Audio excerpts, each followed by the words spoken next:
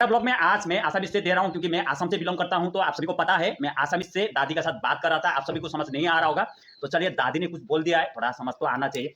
মা নমস্কাৰ, আপোনাৰ আশীৰ্বাদ সদায় মোক লাগে।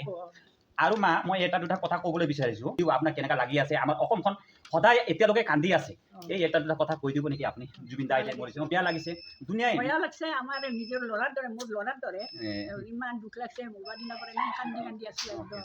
জুবিনৰ কথা ক'লে মানে টিভিত অলিলে ডাউৰি যাওঁ। আৰু মা আপুনি কি এতিয়া কেই বছৰ হ'ল? কেই বছৰে হ'ল? 70 ন? আৰু দেউতা দেউতা নাই? নাই, ছোৱালী নাই, অকল আপুনি আছে। এতিয়া কাৰ লগত থাকে? বৌ, এইটো আপোনাৰ বৌ? মই থাকোঁ এটাৰ লগত, মানে গোটেই থাকোঁ।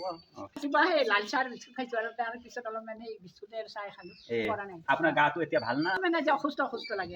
অসুস্থ গতিকে আপুনি ইমান ভাৰী কামো কৰিব নালাগে, পৰি গ'লেতো আৰু যিমান আপুনি পুৰি হৈ যায় তেতিয়া হাতীটো নৰম থাকে, গতিকে লাহে লাহে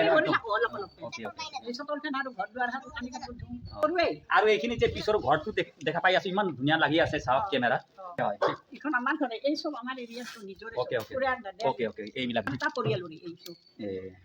আজি আপোনাৰ লগত লগ পাই কিনে মই বহুত আনন্দিত আৰু ইমান মানে হেপী হৈছো। আশীৰ্বাদ লৈ কিনে দেই। অ'কে, যাওক, আশীৰ্বাদটো অলপ দি দিয়ক। অ'কে।